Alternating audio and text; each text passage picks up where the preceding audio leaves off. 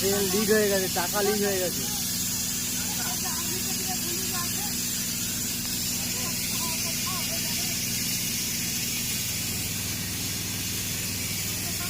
কি অবস্থা!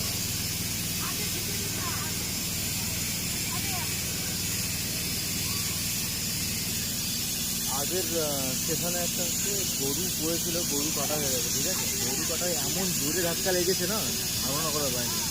পুরো একটা মানে বাতাসের মাইক কেটে পড়ে গেছে। ঠিক আছে,